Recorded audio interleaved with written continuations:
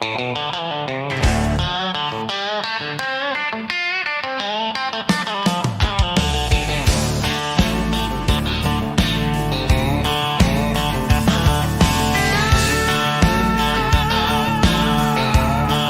and welcome to another episode of Billy Watson TV.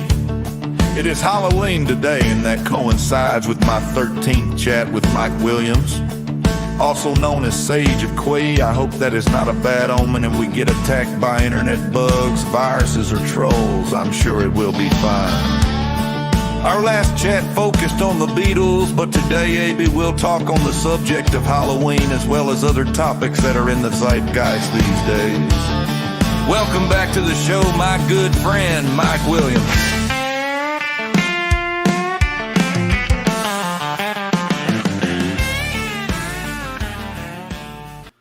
Well, hello everyone, and welcome to a special edition of Billy Watson TV. We've got Mike Williams on today on Halloween. Thought I'd give you a wee surprise with that one. I had no idea you were going to do that. It was great. Well, I found this mask in the shop. I seen it. It was for £1, so I grabbed it a wee while ago because I was singing conspiracy songs in public, and I thought, how can I go into open mics? I was going to call myself Conspirator. You know how you get Skeletor? Yeah. Do that, but anyway, I thought I'd get my money's worth out of it somehow, so that was it. Because I was just talking to you before coming online there, just about today's Halloween. Yeah. And I'm a postman, so like even compared to last year, the amount of money that people are spending on all this Halloween stuff is like ridiculous. It's just every year it seems to go up a level. We're taking on the kind of Americanization because you guys kind of went into it more than we did in the past. It was more just a traditional looking for apples kind of thing, like a small light thing. You go guising, we call it in Scotland, trick or treating, and you do a wee turn for somebody, you get a sweet.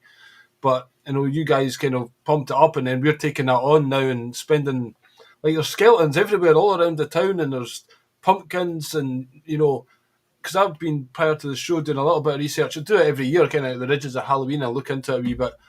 And it's quite crazy, some of these traditions. Like, for instance, a pumpkin's head, that apparently symbolises a real head, because there was, like, druids in the past and the origins of Halloween, and would go down people's houses and they would ask for sacrifices. And this is partly what you call a bonfire, was like a bonfire, because there'd be bones left in the end of it. And, like, duking for apples, they were threatening, you know, the people that got taken for the sacrifice. It says, we're not going to burn you alive in this Wicker Man effigy type thing. If you can get an apple out of this boiling liquid. So they put their face in and try and, you know, get an apple out first time, and if they'd done it, then they got spared, but they were probably deformed for life. And Yeah. you know, all these wee traditions that people think is fun has it comes from somewhere, and it's very dark and nefarious. So I've never been into it. I never got my son into all this Halloween stuff, but people, it's getting dressed up for Halloween, and that was like to kind of pretend you were like an evil spirit, so the spirits would leave you alone and would focus on other people, because the veil's thinned tonight, and I'm sure they're doing lots of satanic rituals in the underground bases or whatever. But, you know, just the whole Halloween thing, what's your thoughts on this and, the dark side of it, so to speak? Well, here in the United States, you're absolutely correct. It's over the top. Each year I see more and more decorations, and I realize that people think it's all in fun, but they're putting grave headstones on their property, skeletons. It's dark stuff. And I was never a big fan of Halloween. When I was younger, of course, I used to participate. When you're younger, you just don't know any better. But I really haven't participated in Halloween in a long, long time, because I just think the holiday is, it's a dark holiday disguised as something that is fun. And this is how the dark side operates. They present their agenda or their occultism in a way that it seems, there's nothing wrong with this. It's just a fun day. But before we got online here, I took a look at an overview of October 31st and Satanism. And Billy and I were talking about this before we got started, folks. And it goes on to say that October 31st is recognized by several satanic organizations as a significant date, often referred to as Halloween or All Hallows Eve or the fall climax, it is not a celebration of the devil's birthday, Satan being a symbolic figure in most modern satanic traditions, but rather a day emphasizing indulgence, self-expression, and engagement with darkness as an aesthetic and philosophical concept. So indulgence, self-expression, and engagement with darkness. I don't know. I mean, that doesn't seem like a good thing to me. Yeah. And Apparently, it was to do like there could be chaos today. It's a day you could do crazy things, and it's just got a very dark side to it. And obviously, we do hear tales of survivors or whatever from the satanic rituals talk about this period being a time where they do more rituals. I don't know if there is a thinning of the veils or whatever you want to call it, but it's like the change of the season, isn't it? It's going into winter time now. yes, It's like the start of winter that it's darkness. Suppose things get more dark, so it's like they're celebrating that. yeah, less light, more dark, right? Versus Aye. the spring and the summer. Yep. Yeah. And there's All Hallows Day, which is All Saints Day, and then yeah. I mean, I'm not an expert on it, but I just find it creepy how ignorant we are and how we just take things at face value and go along with stuff without questioning what we're participating in. Yeah, that's because people are unknowing and they just go with the flow and they have these quote traditions and they don't really spend the time to try to understand what does this stuff really mean. What I've noticed here in the United States, Billy, is we're seeing more and more decorations for Halloween and less decorating for Christmas. Okay. That Yeah, tells you a little something there. it's becoming a bigger thing for sure. Every year, like, yeah, just to say, I'm walking around the town and it's got a skeleton's head and it's got a little bit of arms and a couple of knees sticking out. So it looks like there's a skeleton buried in the ground. And Yeah, there's usually the RIP tombstones and big, huge effigies of different creatures in their front garden and stuff. I like, if people not got anything better to spend their money on than, yeah, attracting demons and ghouls or, putting it out there, whether you believe in the spirit world or not. I mean, I do think there's there's dark entities and they must be reveling in all this stuff. It's like people are, indulging them and almost creating it, a place for them to come. It's like inviting them into your house. Like, what do they say about there's the vampire and stuff? You got to be invited in, right. you know. Right. People don't understand that where your consciousness goes, where your energy goes, your non physical energy, and even your physical energy, when you go someplace, what's going to happen is something is going to manifest. So if you're focusing on something a lot, and what the controllers do is they want to direct people's focus and their concentration. That would be their non-physical energy to areas where they want to manifest an outcome. So, Halloween is just indicative of where society is at in general today. I mean, the whole system is satanic. The whole system is. It's just that people don't see it because they don't understand it.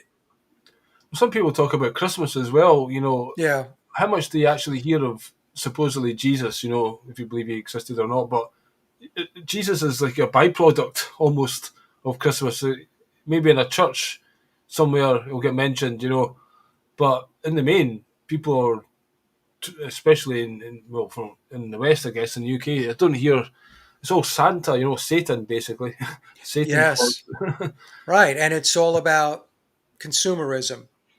Yeah. So, I mean, I would say that at least for Christmas, the way I was brought up in most people, it's a time of hope, a time of joy, coming together as families and friends. So it's a very joyous type of occasion. And but with Halloween, it's clearly about darkness and death. That's why you have tombstones and skeletons. So, I can draw a line in the sand and say that's a main differentiator between the holidays. I know what you're saying, but Yeah, there's a good vibe with Christmas. The family get together and have yes, a dinner together, eat together, and kind of maybe in the past year you've not seen each other so much, and forgiveness and those kind of and you elements. get together. Whereas Halloween is about ghouls and darkness and skeletons and ghosts and spirits and stuff like that. It's dark stuff, but it's propped up as something that's fun. Yeah. Well, Enjoy your darkness. Michael Jackson's Thriller video. It's Right. all these zombie movies. There's so much of these things get made. They've degenerated the culture. In the Yeah. past, there used to be a certain element of goodness in the world that you weren't allowed to kind of, subject people to. I think they probably understood, somehow that if you show these things, people will imitate them and things. But now it's a case of just anything goes. Right. And, for a while there was zombie movies galore. And just the gore and the horror. People love horror. I mean, I'm not a big fan of it, but some people revel in all that. Again, it's the darkness just get a chance to put itself out there. Well, the gore and the horror is conditioning. It's to get people acclimated to seeing that.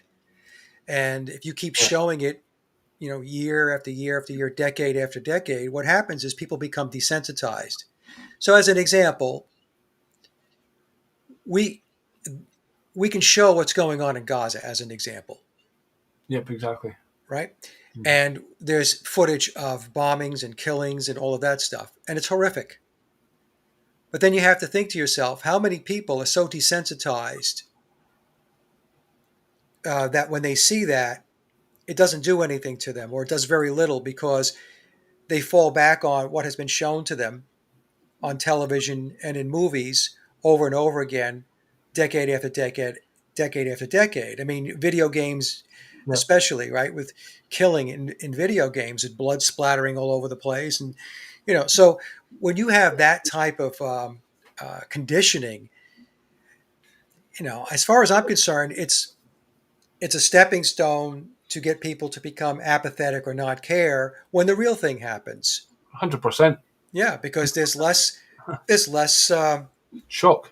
shock and outcry for what's going on. Honestly, because what's going on in Gaza is unbelievable. It is a genocide. It's unbelievable. When they show the aerial shots, the entire Gaza Strip has been completely decimated. And I'm flawed by why the outcry isn't more substantial. And I'm not talking about what I'm watching on TV. I mean, I could talk to people outside and have a discussion. Either A, they don't know anything about Gaza, or if they do, it's a shrug of the shoulders because, not our business. I'm not there. I'm okay. Yeah. So they have a lack of empathy for humanity in That's general. Mm-hmm. So that's really where humans are today. Most of the population is just completely dissociated and detached from these types of events. And when that happens, then the bad guys, the dark side, they can continue marching forward because there's no resistance, there's no pushback. Yep. It's amazing how they do it in the stepping stones, just a little bit at a time. Like when computers first started, you'd run around, you kill a guy, you go, oh, this wee digital thing and fall down. To the games that you get nowadays, Call of Duty or something like that, you're literally blowing somebody's brains out and all the rest of it. And far more realistic. Yeah, exactly. That's what I mean. It's just Yes. It's almost virtually real. Yep. Virtual reality, And it'll not be long until you got the headset on, you'll be hard to tell the difference between reality and what you're doing in the game. And in fact, the U.S. military and the CIA and all of the other alphabet agencies were heavily behind a lot of the video game companies as far as funding and getting them started because they were training grounds for future recruits. Right, yeah. To do drone strikes and all of that. So in other words, if you're a person who's operating a drone in some remote facility and you're desensitized to killing people, and that's the perfect candidate to have it sitting in a chair doing that. So what would be the training? The training would be somebody that is very acclimated to playing all these games and seeing that over and over again, they become desensitized. So when they get in front of the screen and it's the real deal, they don't they don't equate it as the real deal. It's another video game Yeah, in their mind psychologically. yeah. Again, they're experts in just manipulating us, and I say they keep on saying, "Who is this they?" Again, Halloween. What is this? David Icke talks about the reptiles. Is there like a demonic race here Yes. masquerading as human beings? Are they literally reptiles? Or have they been possessed with these reptilian demons? Or because it definitely seems. I mean, I was watching something that talked about the 2030 agenda was kind of predicted a while ago, and they're aiming to get basically Lucifer named as God on the seat of humanity and have everyone under total control, whether that's digital ID with a microchip in them and, all that entails. By like 2030, that's their agenda. And to be out in the open, Yeah. like, we are, and then maybe these reptilians will start showing themselves because I believe it could be something to do with there's a cloak, some kind of cloak that we don't see them as they truly are. It's a bit crazy to think about that, but it does seem that way. I mean, even Netanyahu, or how's he talking to Trump? How are they giving him the time of day? All right. All these guys masquerading with their shirt and tie on, the illusion that you're a good person, you're wearing a shirt and tie and a suit and you're well presented. It's just all bullshit. And there's Keir Starmer saying, oh, you will have a digital ID or you'll not get a job. Basically, you're going to starve or you're going to fucking take your programmable currency, which will then lead to programming every aspect of your life. Right. And you will be 100% slave. How they've got the gall to stand there. And us as a mass of people, are listening to, we're watching football or just distracted in Netflix movies or whatever, and these guys are getting away with it. It's just some mental black magic shit over humanity as a whole that kind of look to these authority figures and accept them. And they can stand there and justify this, the October the 7th thing. Netanyahu's using that till the cows come home to justify genocide of the people. It's not quite the same thing, And we all know who funded Hamas and how was that allowed to happen, Exactly. all this kind of stuff.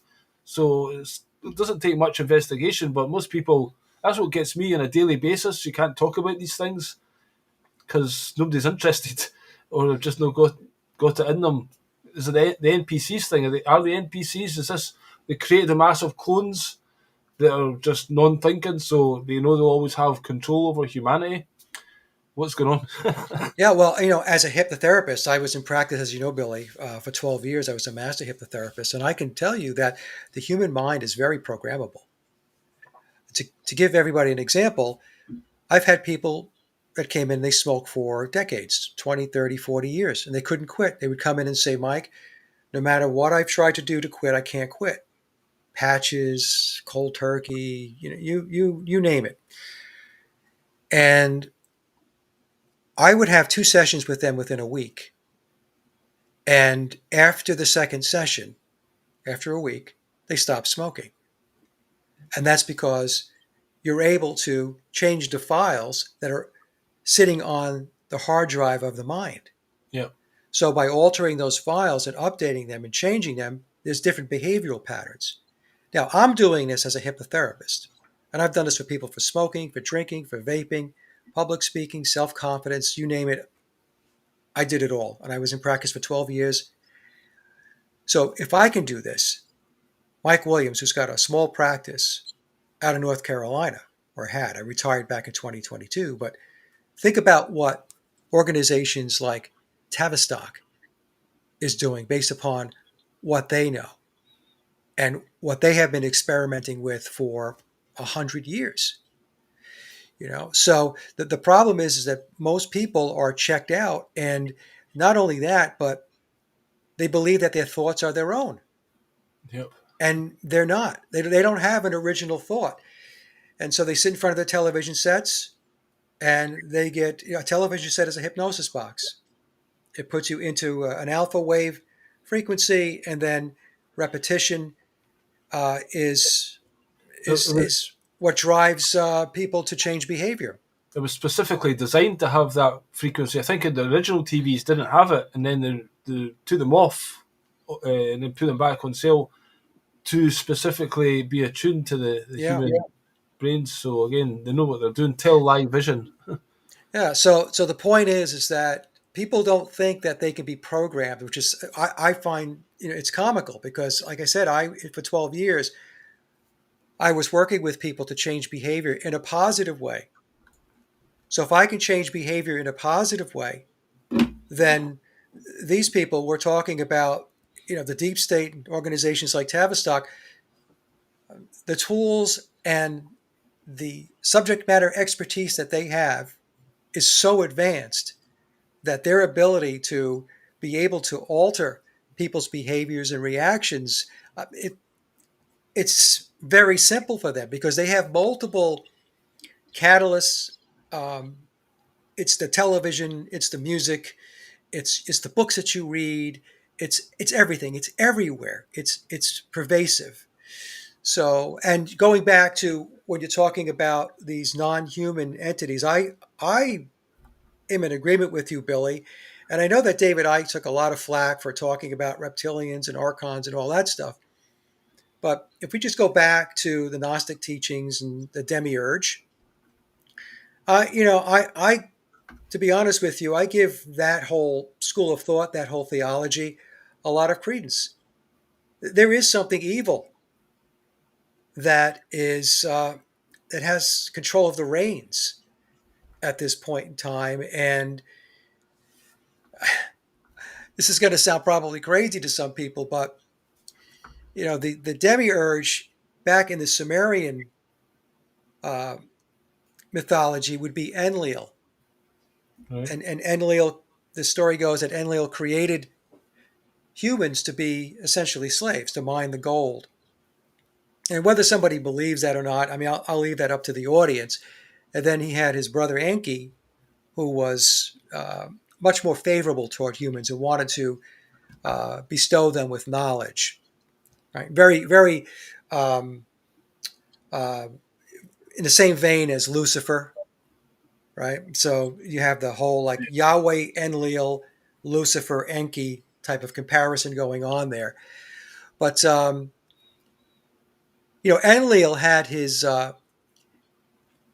chosen people to make sure that everything worked as far as the humans being slave labor.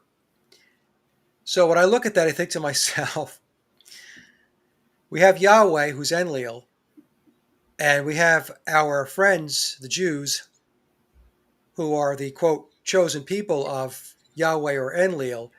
And the way I look at it, there's a lot of parallels and similarities to those stories. So the so-called chosen people are the henchmen for Yahweh Enlil that is maintaining the enslavement of humanity. Now, again, this is just one viewpoint that I'm giving. I have other ways of looking at this. You and I have talked about Christopher John Bjerknes's work, which I find very interesting. I can take it in a certain amount of dosages because it is very heavy Yeah. and it does start to get a bit repetitive. But I would suggest that maybe folks take a look at some of his work. I don't agree with everything that Christopher talks about. I want to be very clear about that. But be that as it may, I still find a lot of what he presents to be very thought provoking. So we have a situation here where the point I'm trying to make is that we have nefarious and dark forces that at this point in time are running the show. And I know there are good forces out there, so I don't want to say that there's not good. There is good, but it's a battle. It's a spiritual battle between the good and the not good, the dark, the light and the dark, and and we have to We have to recognize these dark forces, and we have to call them out, and we have to stop playing their game. We have to stop interacting in their sandbox. They've built this sandbox, and everybody's playing in it, or most people are playing in it. And as long as that continues to happen, then not a whole lot's going to change. In fact, it's going to get worse because it goes back to what we were talking about before. There's no resistance. There's nobody pushing back. There's nobody saying, hey, we've got to stop this, except a small minority of people whose voices can easily be pushed out of the way by censoring them and not giving them platforms. Yeah. Right? So anyway, I don't want to go on and on there, but I wanted just to comment on the fact that we have these dark forces and, and the Jewish control system, and that's part of that dark control system. Yeah. You mentioned the word nefarious there. I sent you a movie. I don't know if you downloaded it. The movie called Nefarious. Did you get that email? Yes, I did. In fact, I think I saw that movie. That was an independent movie, right? I'm not sure. Just I've seen somebody mention it on a kind of live stream, so I downloaded it and watched it. So I don't know the background of it, but I thought it was quite interesting. Yeah. Because when you sent it, I looked at it and I said, I think I watched that movie a couple of years back. It was kind of a heavy movie. Yeah, there was a guy in a prison. Yes, that's it. And he was basically there for lots of murders. Yeah. But he'd been possessed with a demon. Yeah. And this psychiatrist guy goes in to say, if he's mentally ill, then he can't be getting the death sentence. But if he's okay, then they can give it to him. Yeah. Because it's against the law to, kill somebody that's mentally ill. So this demon starts speaking to him and says, look, I'm a demon and I want you to kill me. Because, if we've done with the use of this body, this vessel, I'm going to keep living anyway. Right. So then the guy doesn't believe him. He's a demon and says, I don't believe you. He says, well, if you don't believe me, then invite me into you. So, okay, come on in, possess me. And he didn't do it, but he says a demon has patience, we'll get there eventually. But the demon, when he was talking, made an interesting little statement. He basically says, God created the world and everything in the whole universe. He is the ultimate. We're not the ultimate creator. But then he gave us free will. Mm-hmm. But with that free will, it says, then you must follow me. You must do good. And then that's why Lucifer rebelled. Say, well, hold on a minute. If you're giving us free will, but we have to follow you, then we're slaves to you. Right. So I don't have free will. You don't have free will, no. Yeah. So it's like there's good and bad, but you must choose good. So that's like a dictatorship. So the whole philosophy of the demons was like follow Lucifer because of the ego and the pride, and we're all gods kind of thing. And there's a lot of that in the New Age. You get we are all gods, and maybe we're all part of God, but we're not exactly the God. But yeah, I just thought it was quite an interesting movie, and it shows you how this guy occasionally the demon would leave him, and the guy would be like, oh no, what's going on here, and almost embarrassed to be in jail, and he didn't really, it wasn't him, but he'd done some things that had allowed this demon to enter him. Right. So ultimately it was him.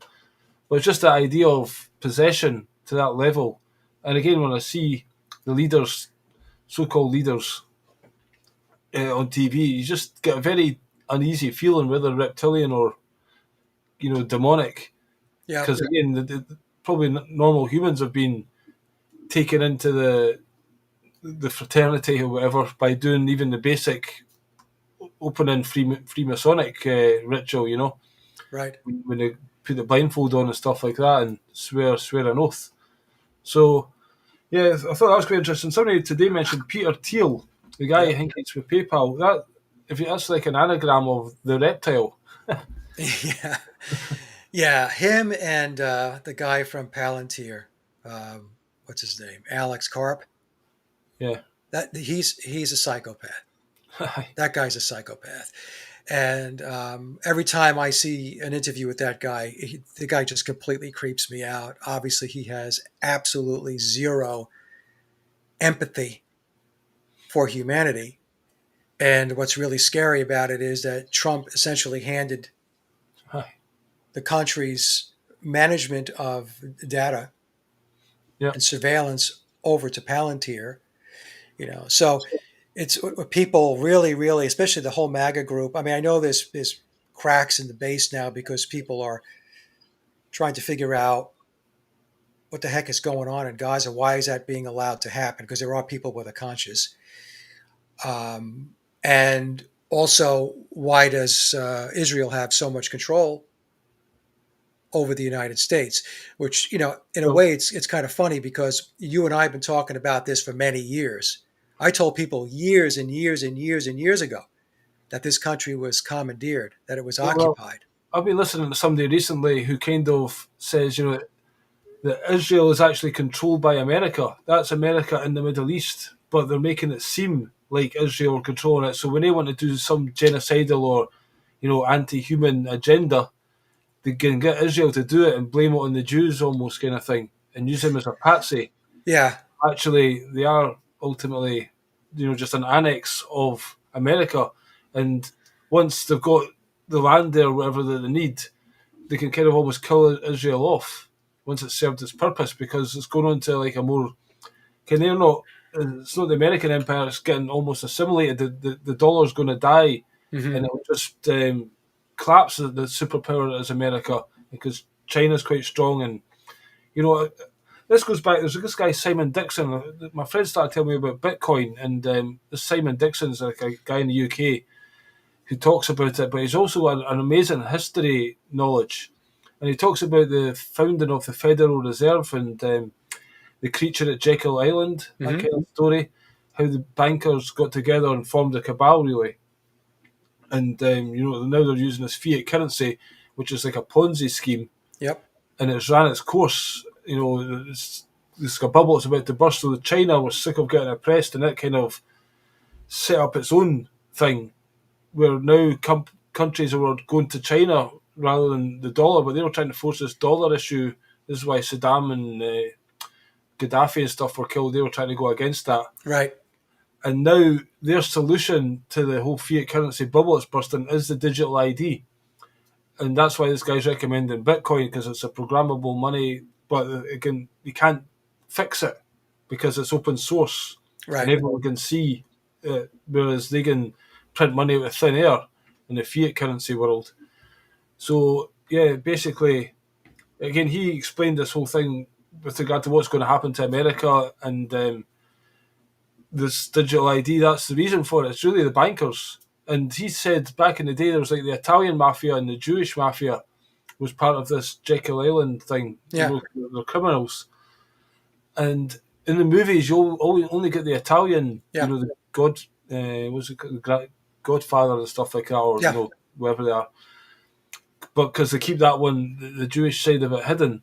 And now you're anti-Semitic, of course, if you even mention that. And again, we're not talking about all Jews. There's a particular group of people, within that, entity, but the bankers themselves. So I think, and then he talks about Trump and Keir Starmer and all these people. When you see what they're doing, like handing these details to Powder, they're 100% working for the bankers. Absolutely. And that's basically what we need to think about, is like starting our own currency or using Bitcoin if that's the. He seems to think that's the perfect. He says it's a lifeboat almost to having a future, because if you get on that and start trading in Bitcoin and you build it up, everyone else is going to get put on a universal basic income Yeah. and be like 100% slaves in the 15-minute cities, etc. hmm So it's quite an interesting guy to listen to. Well, I have a different perspective. First of all, going back to your comment about Israel and the United States, to me, it's indistinguishable. Yeah. So when I talk about Israel, I'm pulling in the power structure within the United States as well. When I talk about the United States power structure, that's completely attached to the Israel I power don't, structure. I It's don't think indistinguishable. all these politicians in America, like, they always, the first question, do you support Israel? Is like, why are you Yes, picking Israel? It's like, yes, what the fuck's going on? Why is there a special relationship? You know? right. So to me, saying it's Israel, you know, it's like I said, it's the control system, and the control system doesn't just reside in Israel. The Yeah. United States is completely commandeered and occupied, and it has been for a very long time, very long time. Now, with regard to like what's going on in the world, like with China and Russia and the United States, uh, you'll watch in the news or even the alternative media, they like to play the United States off of Russia, Russia off the United States off of China. And what people don't realize and understand is it's all a big chessboard, and Russia, China, and the United States are all playing the same game. So these controlled conflicts are created in order to move their agenda forward. So the agenda is clearly a one world communist, fascist, technocratic society. Period. Yep. And Russia's going to be a part of that, China's going to be a part of that, and America's going to be part of that. This whole thing where people think that they want to say, oh, it's China this, it's China that. Going back into the 1970s, there was a strategy by the controllers to move the manufacturing base of the United States out of the United States. Yeah, same thing's happened in Britain. Yes. So that was done strategically in order to have the situation that we are currently experiencing here in the United States, where the manufacturing base is completely gone and people are relegated to jobs in service and retail. That was a plan. So this whole puppet show where they want to blame China for this, you see Trump all the time, China, China, China. Okay. It's ridiculous. They're all playing in it together. And when people talk about Russia and they talk about Vladimir Putin, you have to understand something, that the current day Russia is built upon the foundation of Bolshevism. Okay? I mean, if you go to any major city in Russia, St. Petersburg or Moscow or any other large city, there's a statue of Lenin. Okay? Yep. So the foundation of what's going on there, the influence, the Bolshevik influence is still there. Which is Jewish. Which is Jewish. And it's the same thing when we talk about China and communism, because Bolshevism, communism, and Zionism are concepts and ideologies of the Jews. Okay? Simon Dixon says all these things, including capitalism, they don't actually mean anything. They're just, you have the country, you have the resources and a means of getting those resources used. Right. They do it in different ways, but essentially these are meaningless terms, really. They are meaningless terms. If people want to debate communism, socialism, fascism, and they want to get into an argument and they want to just die on the hill to try to fit a situation or where we're at today into a particular definition. Look, in any of those structures, at the end of the day, it's centralized control. Yeah, exactly. Period. And that's what we have to focus on. People have to stop arguing and debating about things that don't mean anything at the end of the day. It's communism, it's fascism, it's socialism, it's fascism, it's communism. They go back and forth, back and forth. Okay, hold on a second. Forget it. What is the objective? What is it that they're trying to achieve? Oh, centralized control. Okay. That is what we have to focus on. Because as you're down here throwing rocks at each other and swinging at each other, they're getting a whole lot done up here.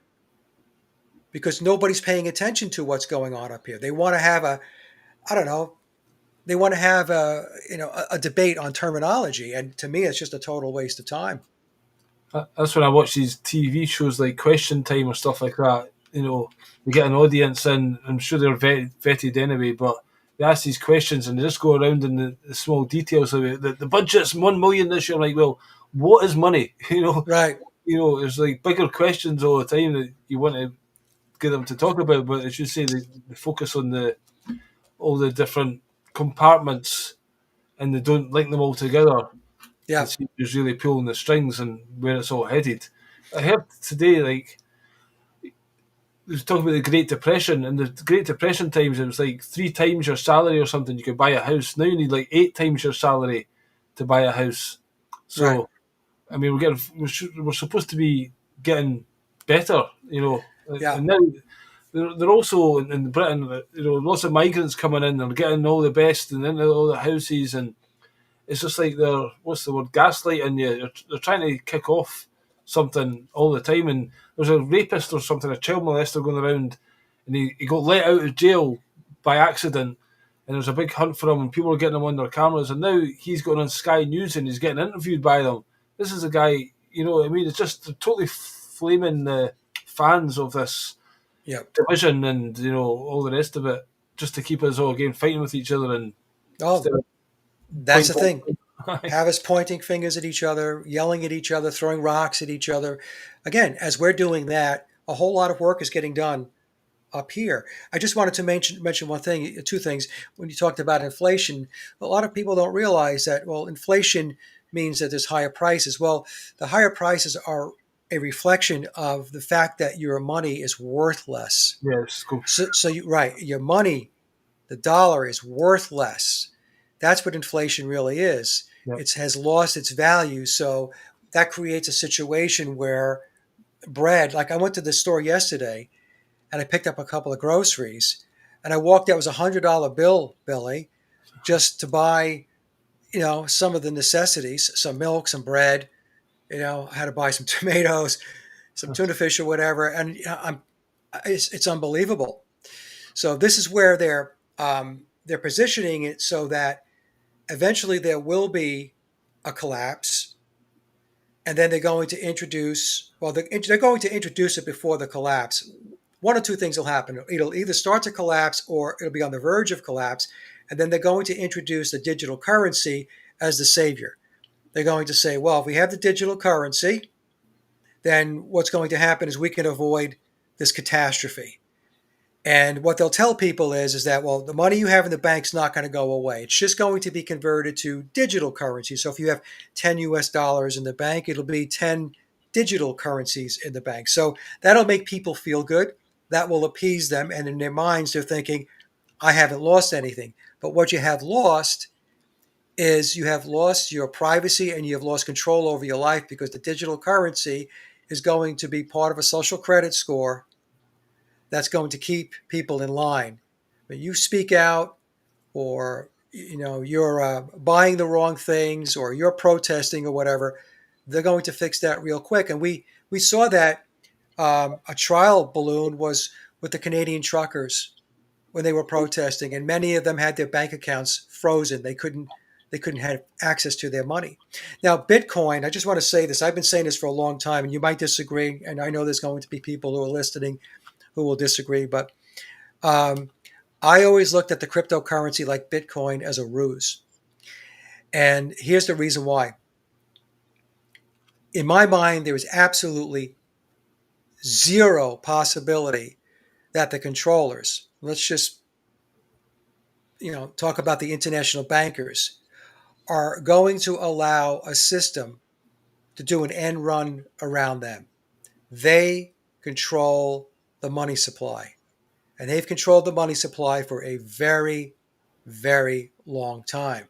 Not even forget about the creation of the Federal Reserve. I'm talking about going back into hundreds of years ago. We talk about the Jewish Radnites, the merchants, back during, I think it was the 1500s. So the whole money system has been around a long time. They've controlled it forever. The Rothschild dynasty, we'll just pick on the Rothschilds as an example. If people think that the digital currencies that are out there, like Bitcoin and the cryptos, are an actual end run around the system, no. The system actually introduced it into the narrative, and they put it into play. And the reason why they did that was to get people acclimated to this whole digital currency discussion. So you can't just have fiat money one day and then say, oh, here's digital currency, because people are going to be like, well, hold on a second, what are you talking about? So, what happens in the beginning is, like with Bitcoin and these other cryptos, they get these big names to pump it up in the beginning. And by pumping it up, especially in the beginning, they make a lot of money.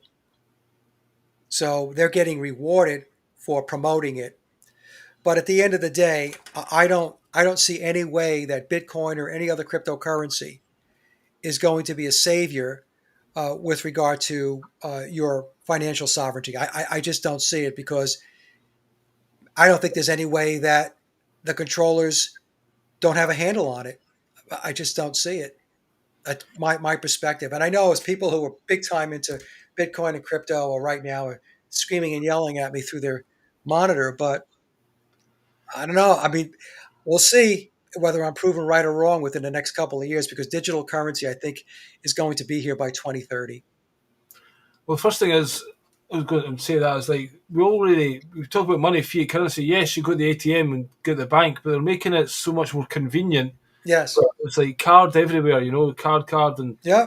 I was in Turkey recently, and their money's inflated a lot, but they're keeping the highest bill at like 200 lira, which is nothing. So people who want to buy anything remotely substantial, like $100 worth, they need a pile of notes like this. Yeah. So it's just not convenient and practical. So again, it gets people used to that. Yeah. It's Just convenient. Yeah. Yeah. So, Convenience generates basically complicity. You comply. It's convenient. And so, it's, hey, this is great. Now, it would be great if there wasn't a nefarious agenda behind it. I'm all for making things simple, but make it simple and good for the yeah, population, right? But that's not what they're doing. definitely not. No, not at all. Yeah, Well, and even the Keir thing with Starmer, the thing with fiat money is, I bumped my microphone there, probably popped. Um, is it's kept afloat. People will say, well, there's nothing backing fiat currency. And that's true. That's true from the standpoint that it's not backed by gold or silver or anything like that. But it is backed by consumerism. So as long as people believe that the fiat money has value through consumerism, that they can actually buy something, then it has backing. It has value. It's based upon people's psychological uh, understanding or definition of where they position the fiat money. I can go out tomorrow and buy a big TV. My money has value because without that fiat money, I couldn't buy a TV. That's why they constantly have to keep the consumerism going. That's why you're being bombarded with advertisements. That's why they're always they're selling your data, they're putting ads on your social media, they're going to Facebook. I mean, you talk about, I need new tires. All of a sudden, you have all of these ads that show tire companies and where you can buy tires. That's not by accident. That's because they've got to keep that consumer machine going in order to keep their, quote, economy going. That's why they keep talking about also, we have to have continual economic growth. When you think about it, you say to yourself, why? Yeah. Really, why? Should the economy be at a point that it's able to sustain the community or to sustain the country? Why does it have to be a perpetual uh, motion machine of growth? Well, that's because it'll generate more jobs. Well, you want to know something? That has been proven absolutely false. Companies are making millions and millions and billions of dollars, yet employment has what? Has declined. Has declined. And when I was back in the corporate world, this is going back a long time ago, folks, because I retired back in 2014 from the corporate world. But when I was there, you know, what we were being told, and I worked for a large corporation, and we were being told that we need to re-engineer, we need to transform the business, and we need to automate, and we should be looking to work ourselves out of a job. We were actually told that. You should be working to work yourself out of a job and automate. And I remember thinking to myself, count me out. I'm not doing that. I need my job, okay? But this is where they have been going for a very long time. I remember, back in the days when I was in the corporate world, we would be in planning sessions, and clearly what was happening at the time was they were expanding to ensure that the business was international. In other words, it didn't have a nationalist affinity. It wasn't a U.S. company. It might be a U.S. company from maybe where it's chartered, but as far as how it operates, no boundaries. So and pushing to manufacture products in countries where they were low cost. So this was going on. Seriously, folks, this was going on 25 years ago. I remember these discussions taking place. This was 25 years ago. So what we're seeing today is not something that has just transpired. It's not decisions that were made yesterday. This has been in process for a very, very long time. It's been very incremental and very methodical. And so what we're experiencing today is a result of all of that table setting and all of that execution of the strategy over decades. Yep, and then just recently, Amazon, they announced that they're going to get rid of 60,000 workforce or whatever and replace them with these AI robots. Robots. Yep. Yeah. So imagine, I mean, they've already talked about so many jobs are going to get taken away with AI. Yes. Which makes me think, you talked about the demiurge. The guy, I forget his name, Kenny, I think his name was, he does the Pineal Foundation. He made a video recently. Oh, okay. Yes. Yes. Yeah, Sunday Kenny, I think. But he said that he done a video basically saying that the demiurge is AI almost. And, it's not just a new thing. It's just revealing itself incrementally. Yeah, just it's like the Borg, yeah.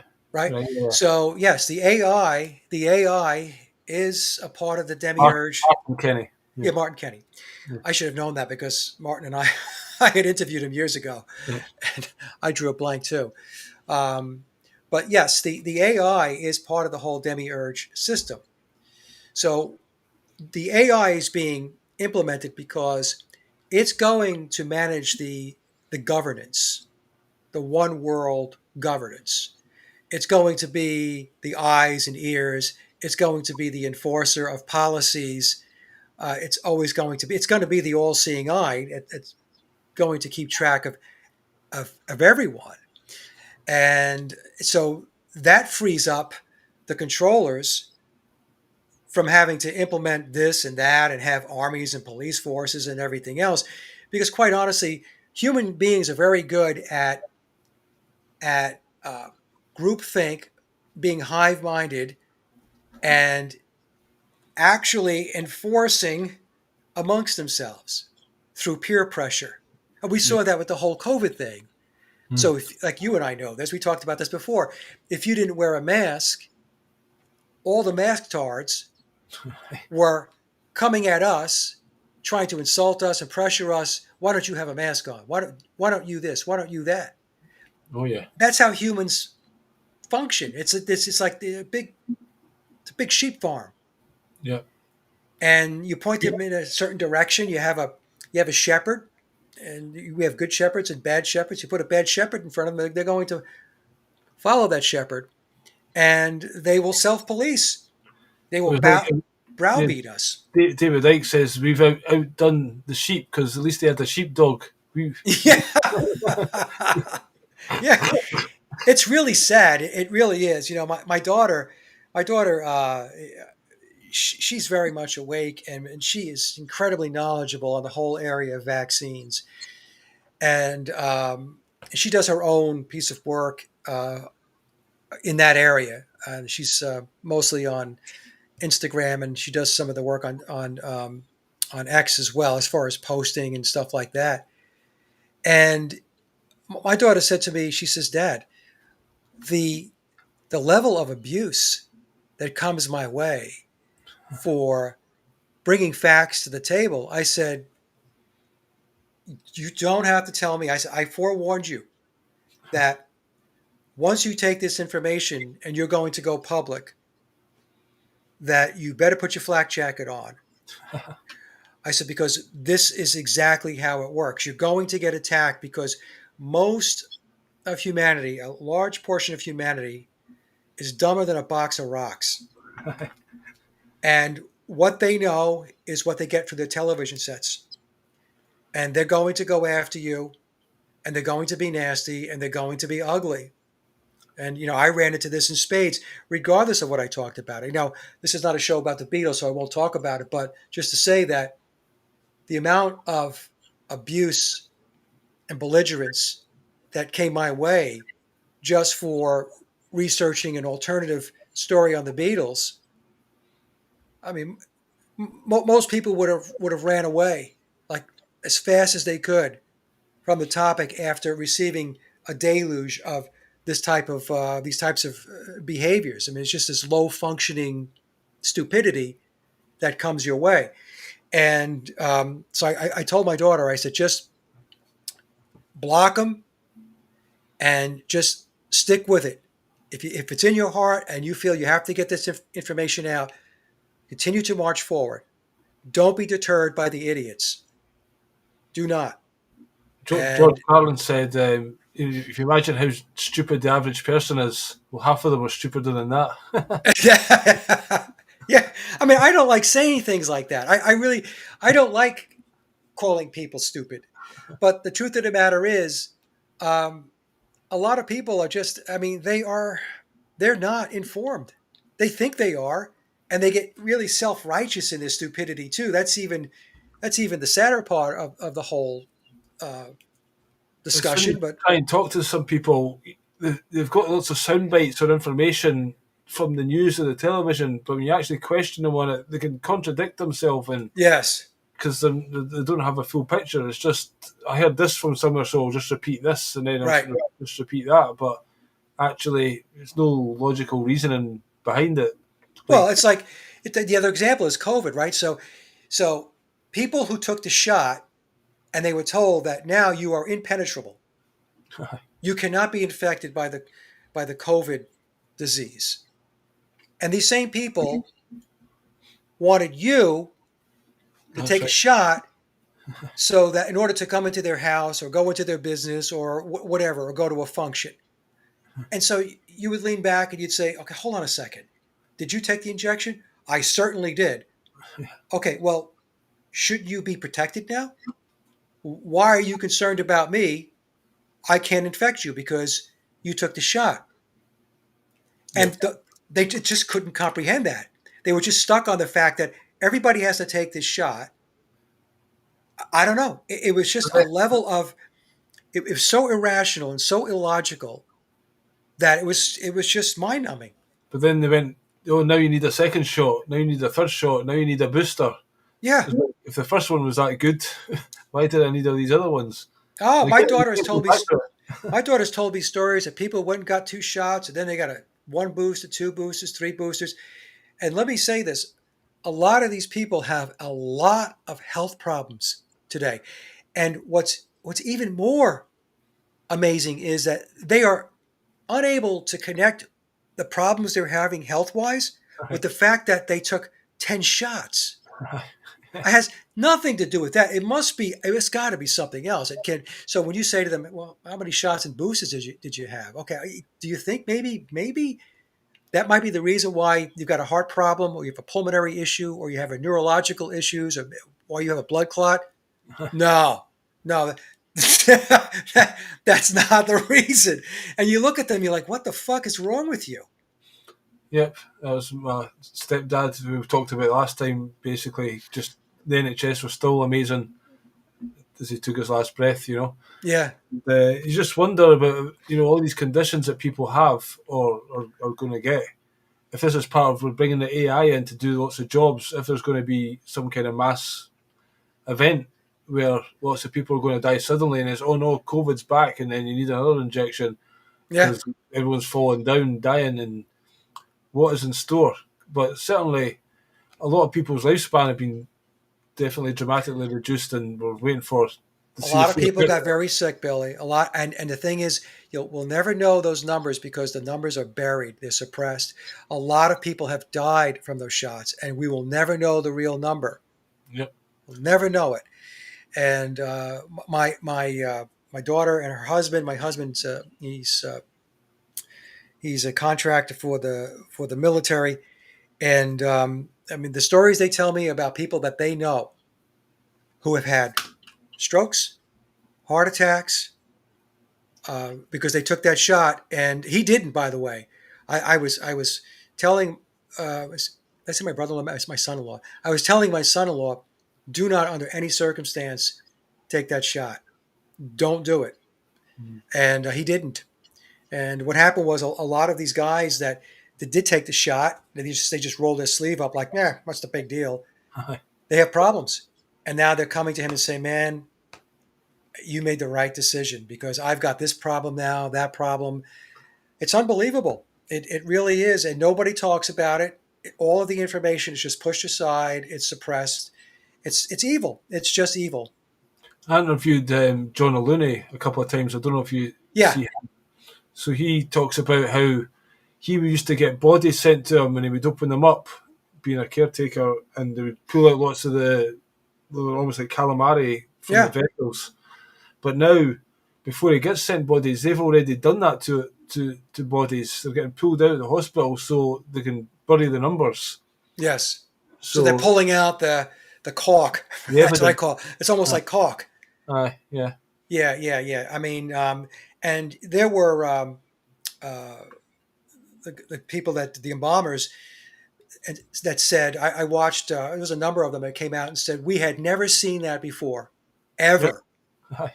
until after the vaccines, the injections were introduced. So this didn't exist before then. Yep. And again, can people connect dots? What's going on here? Yep. Just another thing, we're talking about technology. You used to see those robot dog things. Yeah. Well, again, they started to put them inside like migrant hotels and stuff like that. So they're literally on the streets now. It was just like this was in a movie a while ago. This killer dog, again, you can't mess with it. Yeah. But now here it is. Because again, maybe the British soldier. That's why there's lots of, again, say the theory of these migrants. A lot of them are going to be, they're actually EU soldiers. So that they will, that's the tactic they use. They get in police or army from the different culture to control the culture that they come into, Yeah. because their own soldiers will not do it. Plus the drones they can use. They use technology and these soldiers with it to basically, there's a war. There's like, and another thing, lots of people are protesting at the hotels because there's certain things happening around them with all these fighting aged men coming in. And it's almost like these protests are controlled in some way to create a scene, to create an issue. And now, the solution for that is to send all these guys to army barracks.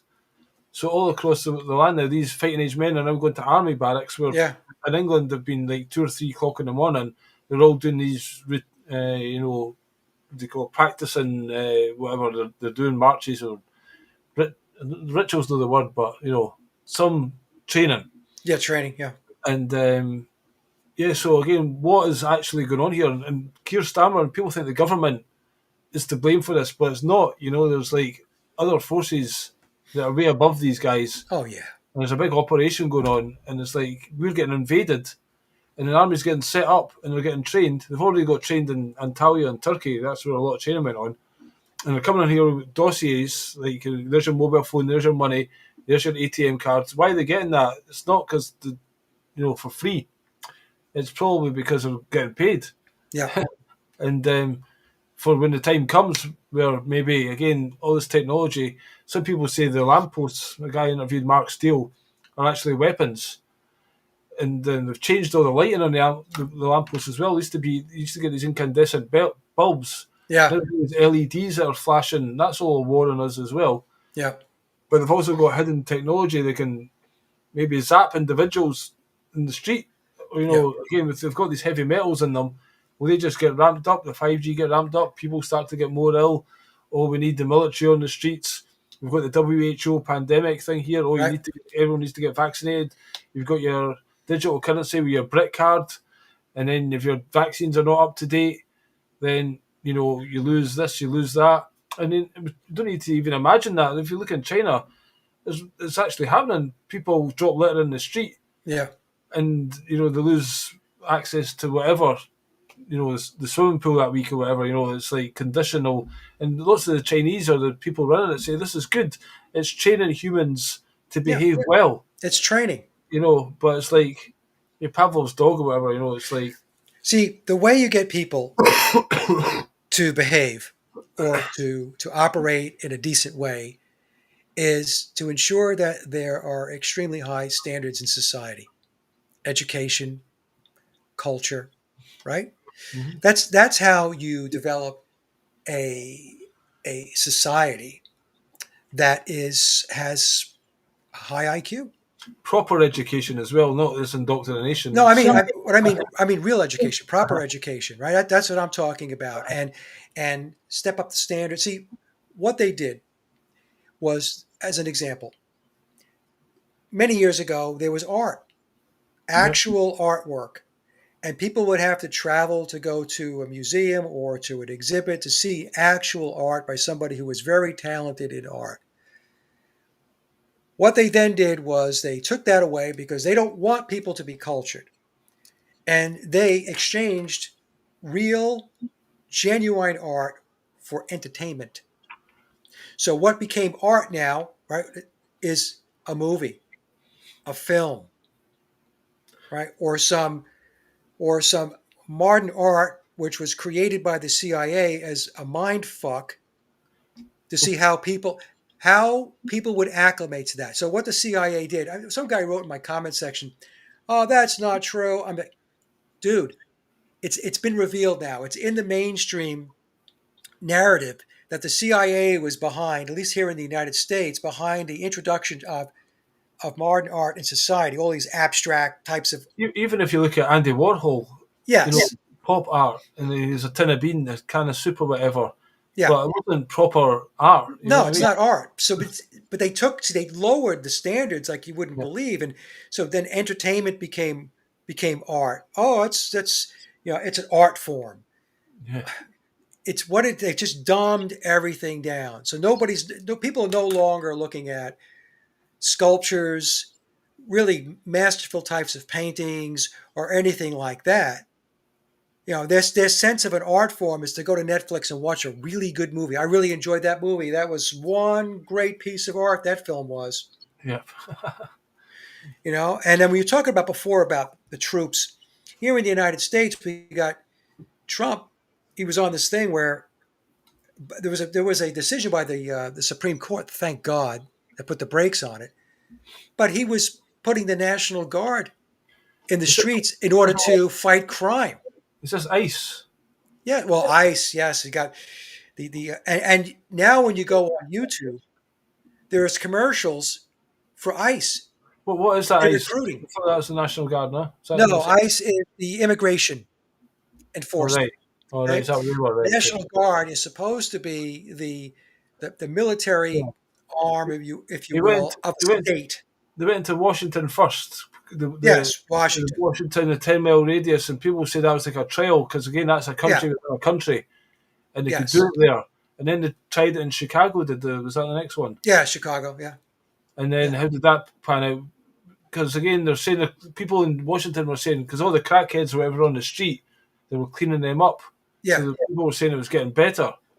But yeah, I mean, to me, it's just a way to bring in the whole National Guard all across the country. It wasn't getting better. It was what it was it's acclimation. It's to get people acclimated to seeing Yeah, true. troops in full combat gear or SWAT gear Right, on your streets right. and with holding automatic weapons and all of that stuff. And that's what it's all about. They're not interested in fighting crime. I No. mean, they're not interested in making you safe. They don't give a shit about you or me or anybody else. It's all psychological warfare. It's to get your head in a space where you are accepting what it is that they are rolling out. Yep, I totally agree with that. And I'm good to hear. I'm glad to hear that it got stopped because I just thought they were going to roll that out one after another. Yeah. Yeah. So that's good. Yeah, there's another thing you mentioned X and your daughter on that. Somebody else I heard say you get freedom of speech on X or that social media, we don't get freedom of reach. And again, there's lots of police turning up at doors at 2 or 3 o'clock in the morning and saying you posted this on Facebook and Yeah. stuff, which is outrageous. But they're saying that's a way we're actually building up our social credit score as we speak, and that's what X is and Elon Musk, because he bought that with money he borrowed from the banks, and as soon as you borrow from the banks, there's terms and conditions. Yeah. So he is in their pocket. And he's allowed to let all this free speech out there, so-called free speech. I'm sure there's still, sandboxing and all the rest of it, and people not getting stuff posted. But to a certain extent, so that people give themselves away, like this is who I am, and telling the internet. And obviously, we're doing it big time, but everyone's kind of building up this future social credit score, so they get a profile of us all. X is a massive, massive surveillance collection website. That's what it is. It is collecting data every which way from Sunday. Elon Musk is not a good guy. Elon Musk is not for free speech. What's happening is they're allowing what they're allowing on X so that they can categorize people. Yep. So if they suppress speech, then what happens is you're only going to get a subset of people that you can actually tag and put them in a bucket and say, well, these people belong over here, these people over there. Open it up and say, oh, you've got free speech. You can say whatever you want. Now, a whole flood of information is coming in, a whole bunch of data is coming in, and now the AI is sifting through it and sorting through it, and they're putting everybody in buckets, labeling them, and like you said, Billy, it's going to feed the social credit score. That's why I don't spend a lot of time on X. I will put my 8 to 10 posts up in the morning that go back to my blog, and I will mix my blog up with some there'll be topics that will be very controversial, but I'll mix it up with other stuff like how do certain things work, or hey, if you're going in for cataract surgery, what's the best type of lens. The reason why I do that is to mix it up a little bit, to give the AI a little bit more to work with as far as who exactly is Mike, Right. and what exactly is Mike all about. And they'll be able to draw a conclusion. And by the way, if you're on X, folks, and you want to know what X, how it summarizes you, at the top of your page, right above your photo, there's the Grok symbol. Just click it, and what'll happen is Grok will give you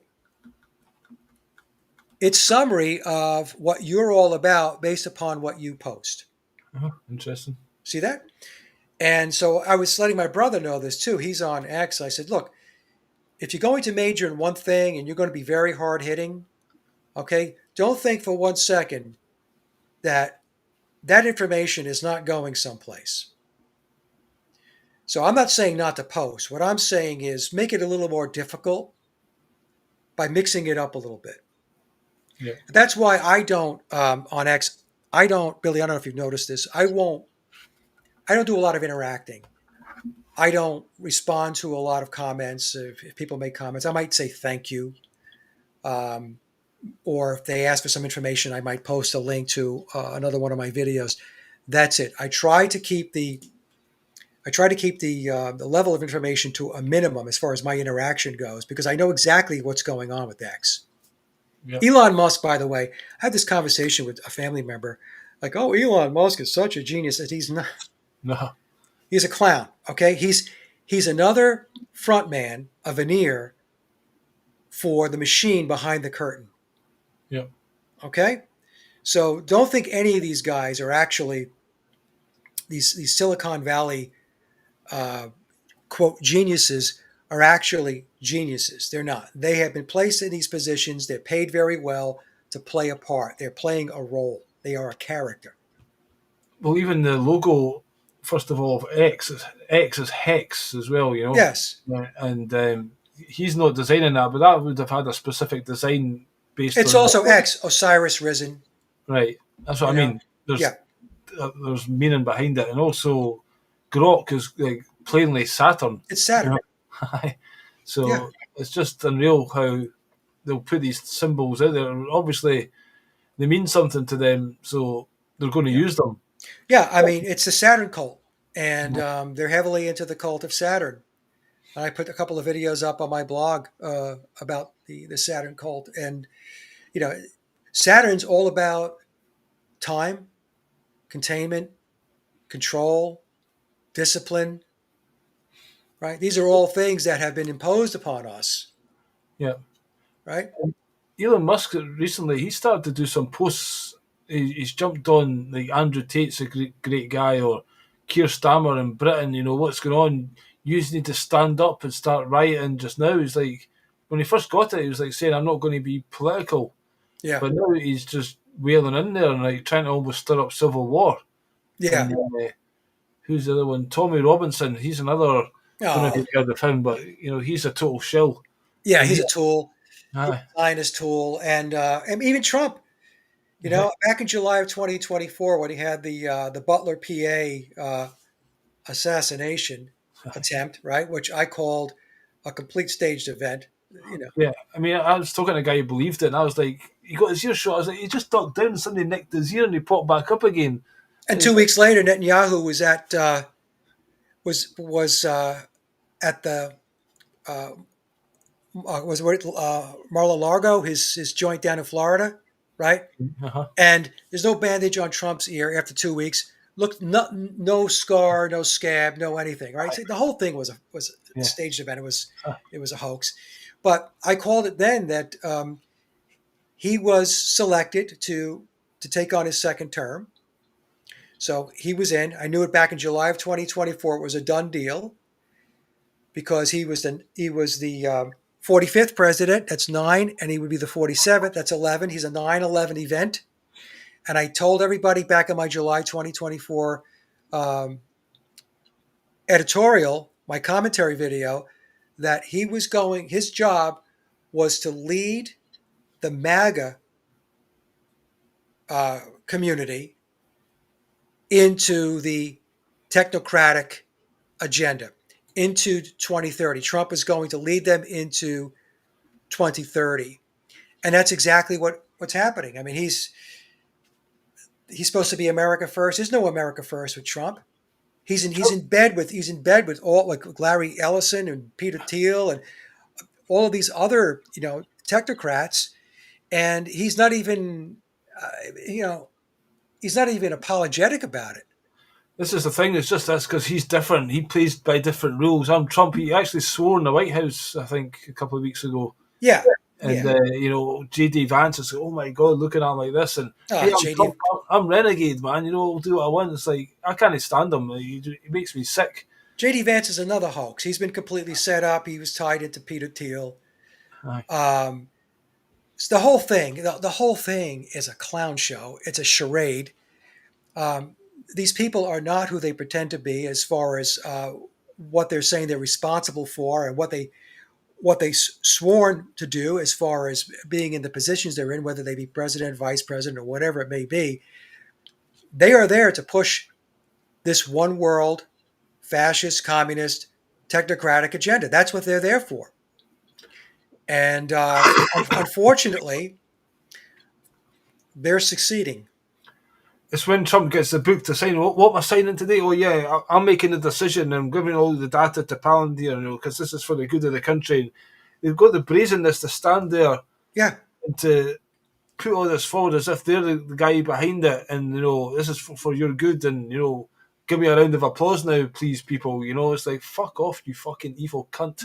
Well, and people don't even realize, Billy, that he's doing everything by executive order, which is by decree. This is dictator stuff. This is tyrannical. Yeah. The United States Congress has been relegated to, I don't even know why show up for work. Why? Because nothing is going on in the legislature.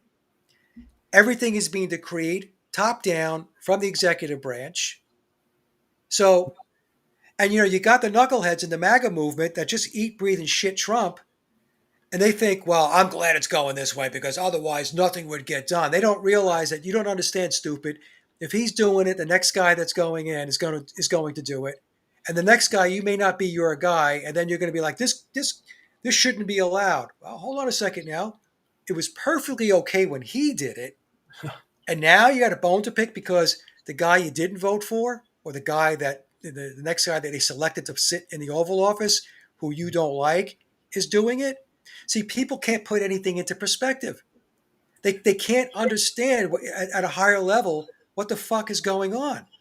Everything is at this low level, you know, way of looking at things and Yeah. interpreting things. It's like my team versus your team, red team versus blue team. Yeah. It's just absolutely insane. It is. It's frustratingly and goddamn annoying to watch it play out. Yeah. And because we always thought, America, they've got the guns and, patriotism, and there'll come a time when they will stand up against the tyrannical, and then, Trump gets in and then he basically does the COVID thing and everyone gets vaccinated and then he gets a second term, but he's just tried to kill everyone. And they Right. still hold him in high regard for that. And he even says, these people, we saved a lot of lives Yes. during the COVID. They still claim that as a victory. Yeah. It's like, fucking hell. And he cut some kind of deal. He cut some kind of deal. Trump RX with Pfizer. Did you hear about this? No. There's some kind of deal that he cut with Pfizer. So he's totally in bed with the pharmaceutical companies. He's never apologized for the debacle of COVID and how many people were injured and died because of it. He makes up numbers as far as how many people were saved. It's a complete farce. It's a total farce. But large segments of the population, they believe him. They take it to the bank. Another thing I learned recently was AstraZeneca in Latin means road to death. Is that right? Yeah, great. Why does that not surprise me? And even Trump's whole take with Gaza is going to be the Riviera of the Middle East. I'm like, what is wrong with you? But that's justifying the mass slaughter of many people and moving them out of their homeland, Yeah. And then apparently they're going to build like a digital, like a smart city type thing going on there. Just the same as recently they announced Jamaica and Kingston was going to be a smart city, and now they've got some geoengineering to flatten that. Yeah. Quite conveniently. Oh yeah. Yeah. I mean, look, humanity is so fractured and scattered with the level of understanding and so much apathy and just so much ignorance that this thing is like, I don't know how we get out from under this, to be honest with you. I'm not trying to be a Debbie Downer here, but you also want to be a realist and look at it and say, how does this get fixed? I mean, can it be fixed? Well, That's the do question. you actually think that this reality we live in is this? I mean, I think there is a sacred element to the earth, and it's life. I mean, Yes. there's goodness here, but it seems to be is there cycles of we hit a peak of consciousness, and it's just like it has to come down a while, and some people talk about Satan's season or something like that. Yeah. And then humanity, it's like a school for growth. And, some people say, you talk about that as bullshit, Just look at all the horror going on here. There's no need for it. And Right. quite probably there isn't. That's why me and you're speaking out to try and do our bit. But you really think you're pissing in the wind most of the time, because can this place be saved? Are we here to kind of save ourselves so we don't come back into this reality? Is this almost like Lucifer's realm, this physical, like Bill Hicks talked about it, manager energy condensing at a slow vibration. Yeah. Whereas our souls are vibrating much higher, and we're not the physical thing, but we maybe choose to come here.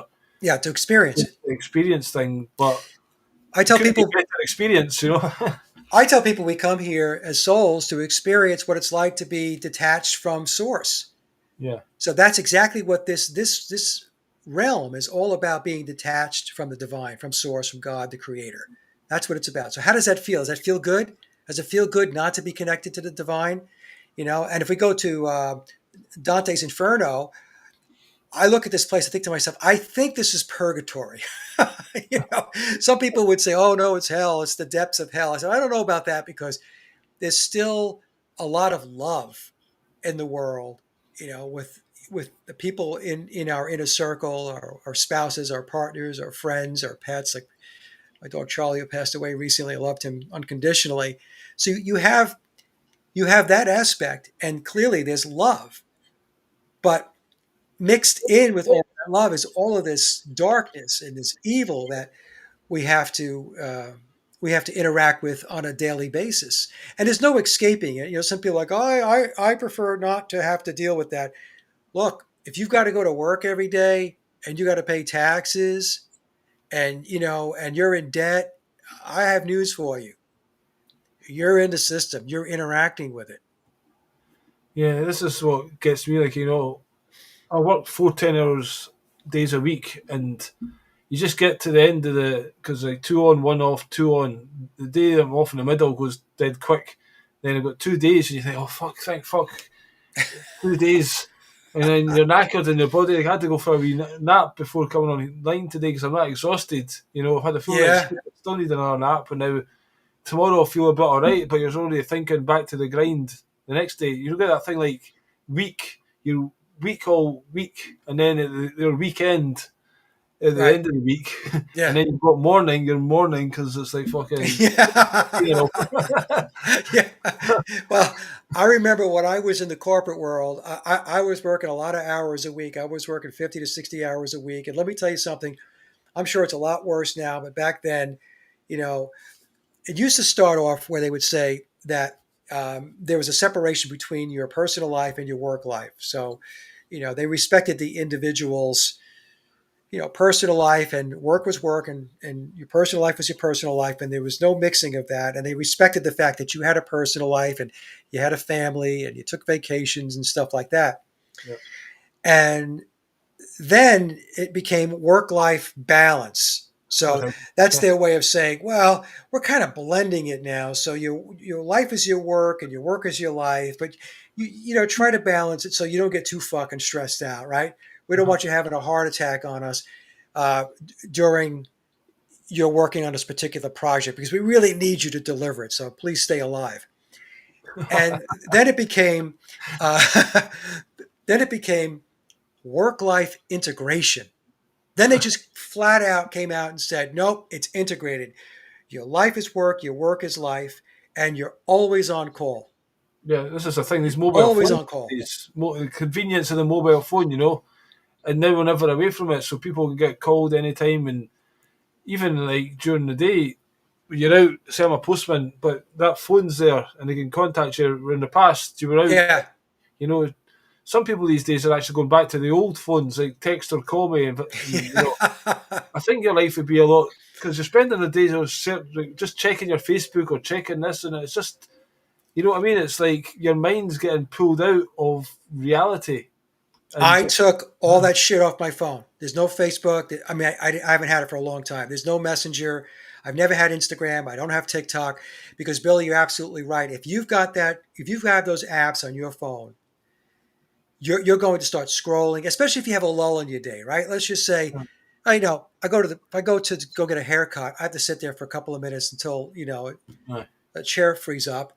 And so years ago, people would sit there, they'd pick up a magazine, or they'd pick up a newspaper, and they would just wait. Now they do this, Yep. right? Yeah. Even when I go to the gym, people will work out and they're sitting on, the bench press, and they do a couple of bench presses, and then they take out their phone. They go, Aye. I'm looking. What the fuck are you doing? Aye. Or they You set know? the thing up in the running machine so you can put your phone in and stuff like that. Yes. Holders everywhere, so you're never away. Yes. You can put your phones in and watch a YouTube video, or Yeah. in People would talk. Remember years ago, they were saying, "Oh, they're going to insert a chip," and they're like, "Oh, they're not going to insert a chip in me." Yeah, you got a chip. It's called this thing. Okay, that's your chip, because this is everything. Well, again, When this you whole think- digital ID they're bringing in, it requires us all. We all buy a phone. We're all paying for the service. Yeah. Even in modern cars these days, they're actually making it. If you want to listen to streaming music, you have to pay a subscription. If you want to use a GPS, you're paying a subscription. So it's turning into that subscription model, but we're paying for our own slavery, and our lives are becoming worse because of it. And by the way, these new cars today, and actually going back a number of years ago, they're tracking everything. They are rolling surveillance machines. Yeah. People have those those screens. I don't have that. I have a 2005 Lexus. My car is 20 years old. And I intentionally want my car that way because it doesn't have any of that stuff in it. And it runs great. It's in great shape. I love it. That's what I'm going to ride with until the wheels fall off. But all of these people that have all of this technology in their car, those you've seen them, the big screens, all of this stuff, it's all surveillance. It's surveilling you every which way from Sunday. If you've got one of those in the United States, we have these you have toll roads, and then they have these devices that you stick on your window, so there's no more toll booths. What happens is it reads the transponder that's stuck on your window. Yeah. And if I have to use that road, well, I keep it in a Faraday bag, and then when I have to use the road, I take it out and put it on my window, because if you keep it on your window, guess what? It's tracking you. It's tracking you. Even when you're not on that toll road, it's tracking you. Yeah. And it's everywhere. It's everywhere. Yeah, apparently there's like microchips just hidden in the car without your knowledge. Yeah. Yep. Yep, and it's sending data back. So, there's data going back. Eventually what's going to happen is, I'm sure there's data going back to insurance companies about your driving habits, how far you drive on a given day, week, how fast you go, right? Yep. Because then what's going to happen is now they're going to have tailored insurance rates. They're going to say, well, Dave, based upon the data that we've got from your car over the last 6 months, we see that you exceed the speed limit on every single road by at least 10 miles an hour. And you're driving, 20, 30 miles a day going to work or whatever. So your insurance rate, based upon your poor driving habits, right, and your carbon footprint, is going to be this, right? So they're going to just tack a big number on Dave. Yeah. And then if you're, an elderly person, and you basically go to the store here, go to the store there, and you're driving the speed limit or under it, you're going to get a different insurance rate. Now, some people might say, well, but that's good, Mike. That's good, because the person that's obeying is being rewarded. But it's not even about obeying as much as you're not free. They're surveilling you every which way from Sunday, and they're not telling you. And it's not only going to be that. I was reading an article, Billy, there was a video I was watching where supermarkets now are introducing pricing. It's kind of like it's like a flexible pricing. Dynamic. It's dynamic pricing. So based upon what they know about you as far as how much money you have, your income, or whatever it may be, you're going to pay a different price for that stick of butter than the person that doesn't have the job or the amount of money that you have. How many they had in stock or something. I didn't know it was individually dynamic priced. Yeah, I mean, this is what the video I was watching, unless I misunderstood it, is that some stores are right now, they're kind of doing the trial balloon on this stuff. So based upon a lot of these stores are using facial recognition. Well, my local Tesco in a small village, I just noticed the other day they've changed all the checkouts and they're putting these things, and just now it's just when you scan something through, it's a screen you can see it on. Yeah. But I'm like, that's not set up for that. That's got there'll be a camera at the top of that. Yeah. And basically we'll be paying for things with our face, basically. Yeah, I'm going to get glasses that are that IR reflective. I mean, it'll block a lot of the stuff that's out there. But if it's really sophisticated IR facial technology, then it's not going to do that. But for the run-of-the-mill stuff, at least for now, if you're going to supermarkets or whatever, or whoever is using the technology, it should help, because one of the main features that it focuses on is your eyes. Right. So if you could get that blocked out, then it has a difficult time trying to figure out who you are based upon the rest of your features, like your mouth, your nose, and stuff like that, or your jawline. But evidently the eyes, at least for now, is very important as far as facial recognition technology goes. Right. Well, they've got these checkouts there that people still got a human. I actually ask, because most people are using the self-service, and and I say, can I get a human here? And I'll take my 3 items and go to the human. But when I do sometimes use the self-checkout, we've got a camera and you see yourself. I always stand to the side or I get my wallet and put it over the thing. Yeah. I just don't like it. And another thing people could be actually doing is, there's rules apparently called GDPR, Yeah. So if every time we all went to the supermarket, we all wrote a letter or sent an email to Tesco saying, I want all my data, and, get that back off them to give them work to do. But we're all just giving this thing away freely without realising it. But technically, we've got the right to any information they collect from us. Yeah. So we could start playing them at their own game just to collapse the system. I don't know why people use these self-checkouts as well. Surely we should be keeping people in jobs, and even if it means queuing a bit, it's the convenience thing. And then they're making them card only. You can't put cash in them as well. They're phasing out cash this way as well. Yep. When you do self-checkout, you are an unpaid employee of that store. That's Exactly. really what it comes down to. You are an unpaid employee. You're checking out, you're bagging, and all that stuff.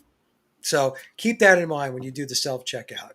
You're actually working for free. They gave you a little job to do on behalf of the supermarket. That's exactly what I thought when I was You're in there. doing it the other free. day. Yeah, Yeah. I look at they're all working for it. We've had a few comments, so we'll just bring up a couple of points. We've got the bench press man here. He's basically saying, post-system thinking, what's the solution to all this? Is there a way out of this it's like a trap that we're all like lemmings kind of falling into? Do you believe we can escape digital ID when they want to bring it in? Do you think? Look, the answer to it is it's very simple, okay, but it's very difficult. You need a critical mass of people to wake up, okay? Yeah. And so that's not happened. And do I think that's ever going to happen? I don't know. I doubt it. And like I said, I hate to sound negative about it, but just look at COVID as an example. Like if you didn't wake up during COVID, if you didn't realize that there was a worldwide psychological operation taking place, Yeah. then I don't know what to tell you. Right? So, and trust me, the deep state learned a lot from that. They're like, okay, so how many people as a percentage of the total population actually got it? Oh, Yeah. that's it? Okay, fine. Keep going. Right? Yeah. So that's what has to happen. Now, my approach, people, I've been asked this question before, like, oh, you guys are just talking about the problems, where are the solutions? Well, I actually come back to these people and ask them, what is your solution? You're asking me what my solution is. What's your solution? And if you have a solution, where are your platforms to express what it is that can be done? Now, my take on it is that this is an individual journey, and I come from the school of thought, it's evolved over time, that this realm, this reality is operating exactly the way it's supposed to operate. And it is a school that is for the purposes of developing your soul. So it's soul development. So the soul incarnates here to experience this realm and this reality, all of the light, the dark, the binary aspects of this reality, and to learn from it. And to the extent that you learn as much of the truth as you possibly can, the next time you have to incarnate, you're going to have a different experience, a better experience, because you're not going to have to come back to a reality like this where there is so much density and darkness and all that stuff, right?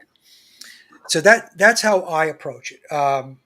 Have you got any thoughts about what they call the mark of the beast and taking the microchip or the digital ID? To me, it's almost like an end game choice. It's like, do you want to live outside the system, or are you going to accept the beast as your master? And how can you even live outside it? The other aspect of it too, Billy, is you're right. But the other piece of this is, let's say all this stuff rolls out, right? How do you live your life, even if all of this stuff is in place? You have two choices. You can just comply and be a robot, right? Or you can resist and have your life to be very difficult. So those are two choices that people can make. The third choice would be that you are in this system, but you look to avoid as many of the traps as you possibly can. You're not going to avoid all of them. Remind me to go back to free will. I'll talk about that because it plays into that. And you try to live your life as happy and as fulfilling as you possibly can by engaging with and interacting with your friends and family, having a community, and going about it that way. Okay, and that's just another way of doing this, because in this reality we don't really have free will. We have pseudo free will, and people will argue with me, say, "No, we have free will. What do you mean we don't have free will?" Look, here's an example. I want to live free, and I don't want to pay taxes. I don't want to pay taxes. So if I had free will, true free will, I would not pay taxes, and I'll stop paying taxes. And if I don't pay taxes, I don't want to go to jail. So my free will is no taxes, no jail. Well, if I don't pay taxes, what's going to happen? Are they going to say, "Oh, you got free will, Mike. Don't sweat it. You figured it out"?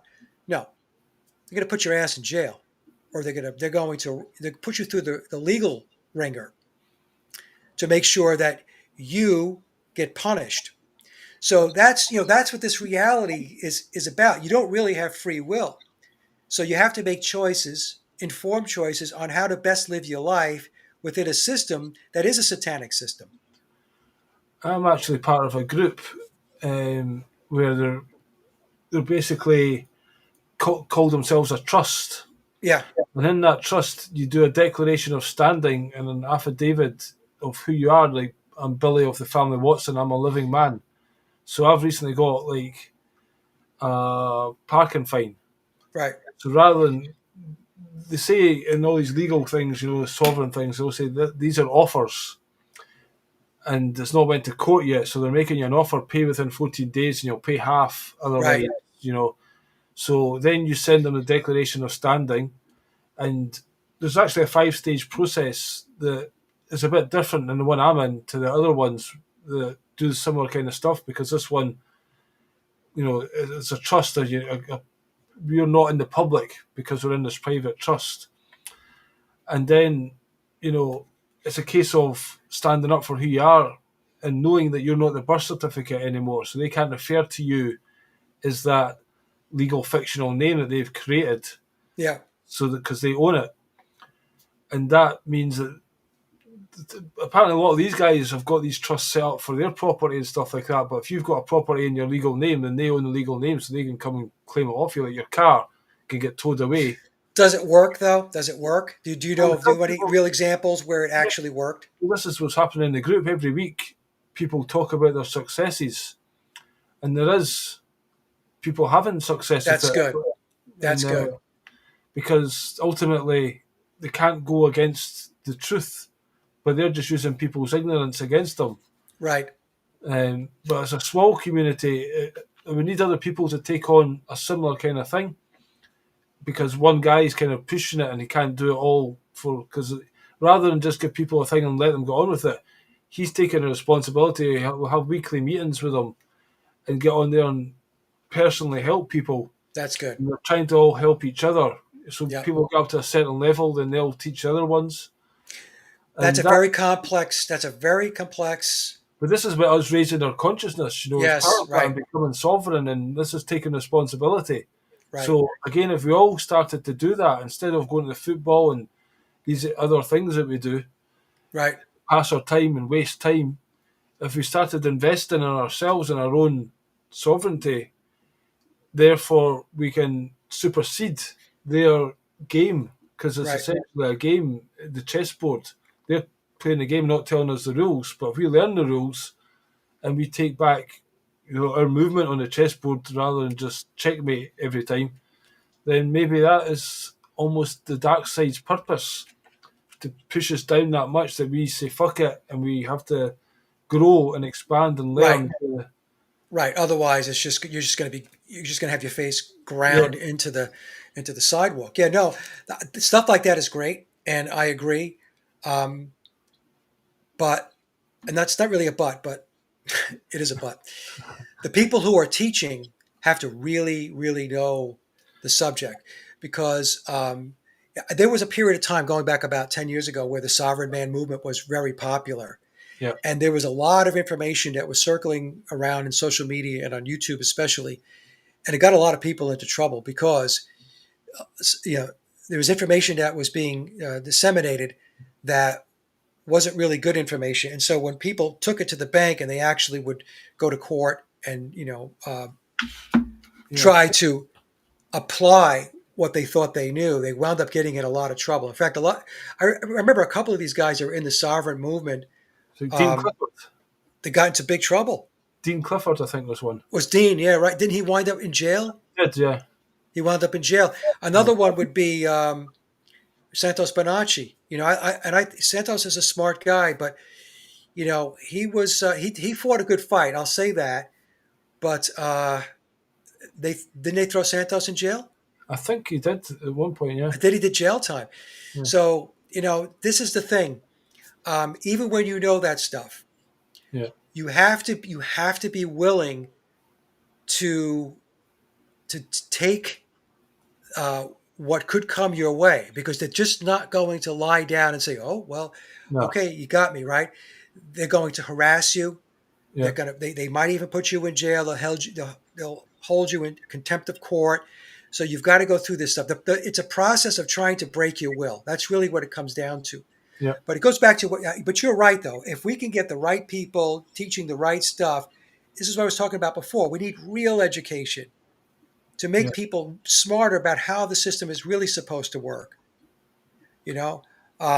But no, I agree. Stuff like that is good to know. And I used to follow a lot of that stuff. I applied it one time when I got a red light camera ticket. Mm. And I was watching this one guy, I forgot who it was. He was explaining that you have no contract with that company. None. Yeah. None. So you write them a letter and say, I have no contract with you. So you need to show me the contract that I executed, I signed with you. And if you can't furnish that, then this is null and void. Well, and it actually worked. Because they're basically, putting this to you. It's like they're charging you, and you say, okay, instead of fighting it, say, okay, I conditionally accept. Right. But give me the evidence. Right. Where's the contract that I signed? Where is this? Where is that? Right. And if you don't do that within 30 days, then I'll put you into dishonour. Right. Because in theory, these things are honourable, that's why they're the right honourable, blah, blah, blah. Well, Jordan Maxwell taught for years that when you enter the courtroom, you're entering into maritime admiralty law. Yeah. It's not governed by the Constitution of the United States here in the U.S. It's a maritime admiralty process, but you're not told that. But because this group tries to avoid even going into court because the courts are only can deal with corporations. Yes. And you, corporate fictions. As a person, again, a person's not a living man. Right. So again, you're picking up the birth certificate, and they call your name, which is the name in the birth certificate, and you answer to it. Well, then they've got jurisdiction. That's right. That's right. You go into their dock. There's actually an episode of Happy Days that basically somebody explained. I can't remember who it was, but they showed this episode. It was kind of a mock court setup, and there's lots of lessons in it that were kind of teaching you in a kind of entertainment way, even to the point where he said, look, Fonzie, he puts his hand on the judge who's sitting higher, and that brings him into the same plane. Right. Because otherwise they're sitting in a higher plane, so they don't even actually have to listen. That's right. That's right. Tricks like that they do. Well, one way to easily identify what's going on is, let's say you get a piece of mail, and it's addressed to you, but it's let's say Michael Williams. It'll be capital M and then lowercase ICHAEL Williams, capital W, small case ILLIAMS. So it's not in all caps. So when they send you a piece of mail and that piece of mail says, hey, would you like to get a credit card from us? We'll issue a credit card. So what they're doing is the piece of mail is actually coming to the actual real person. Yeah. Right. And then once you sign on the dotted line and you say, oh, yeah, send me that credit card. Now you've contracted with them. Now the next piece of mail you get from them, your name is in all caps. Hey. Yeah. And the card itself has got it in all caps. And the card itself. That's right. Driver's licenses are the same thing. Yeah. So, this is all stuff that I was taking a look at many, many years ago. But the other thing too, Billy, is, we only have so much time to get so many things done in our life. I was going to say, yeah. So you really have to pick and choose your battles, right? I said before, there's different ways to approach how you want to exist in this reality. You just want to comply and obey to everything, fine. Knock yourself out. Do that. You want to resist all the time, and just live your life basically to a point where it's always disrupted. Yeah. Fine, that's your choice to do that. However, there is a middle road where you pick and choose your battles. I have chosen the middle road. I will pick and choose my battles. There are some things that I look at and say, look, I've only got so many years to live, okay? And I'm not going to be in a perpetual battle all the time, every single moment of my life, every day. So there's some things I'm like, fine, that's fine. I'll go along with that. And there's other things that I won't. Yeah. You That's know, because you're working. Well, most people are working a full-time job, and then you're tired, as I'm saying. You've got a couple other things you want to do. How have you got time to study the law and get right, deep into it? Because although you can go along with templates or do this or that, when they're at your door, you better know what you're talking about, or don't, first of all, don't even open the door to them, But you have to know things like that, Otherwise, they've got all these entrapments, all these ways they can pull right. you into their jurisdiction, and it just takes one thing, and then they're on you. Well, the other thing too is there are many things that you as an individual cannot change. So the only way it could change, it has to change via a critical mass, right? So if you're a lone person and you don't have critical mass with regard to a particular issue or concern, then you're going to be whacking your head against a brick wall, and you're just going to walk away with a bloody head and a massive headache, right? Yeah. So you have to decide, do I fight something like that when I know that as an individual, I'm not going to win this? Or do I fight battles where as an individual, I know I can win? That's how I approach it. And it's a balancing act. It's not a perfect system, but you also have to live your life so that you do have fulfillment and happiness in it, and not always have your head submerged in the darkness, because that's just going to fuck you up psychologically, emotionally, mentally, even physically. Yeah. And I don't plan on living my life that way. I never have. I've got my friend Noel here. He's basically talking about, he was in the London recently where there was a protest against the digital ID. Now I was speaking out of a lot of protests for the COVID thing, and I was trying to educate people, and I was hoping that could be the chance. We can educate ourselves and take Yeah. this away and study this. But you found it was very difficult to get people again to go and look and stuff and research, because maybe they are NPCs to a lot degree, or they're not fully awake. They just put their head above the parapet, kind of thing. Do you think that these protest marches can do any good? Do you think? I certainly think there's more resistance to the digital ID than there was to COVID. I think people are a bit more aware that this is a bit more. Although the COVID is, the Jags were trying to kill you. This is almost like we've seen what China's like. People are aware of this social credit thing, and they're almost. I think there's a wider knowledge, like from the people walking the side of the street. They weren't getting abused. The protesters were getting supported. Again, mass numbers, mass resistance. But then if you try to get a platform and build up people to then, I can't stand the police. Why do they want to serve these elites? But you'll find these goons at your door, and they'll find a way to bring you down. It's almost like they're experts at just stopping any potential growth or whatever. Yeah, I think protests have a place, but I view them as a temporary stopgate. So, in other words, if there's a huge mass of people protesting something, they will back off. In all likelihood, they'll say, "Okay, let's just back off." And then what'll happen is, once they back off, the protesters will declare that they won or they had an impact. Well, they didn't get their way. They pulled that off the table. And so then what happens is 6 months, a year and a half later, they introduce it again, and they might change it up a little bit. They might have a different narrative around it. Maybe there was a false flag or some staged event that now backs up the reason why we need to have this, and then they go at it again. And see, what they know is that people have lives, so they can't spend all of their time in the street protesting every waking hour of every day, of every week, of every month, for every year. So eventually what happens is people just I don't say they give up.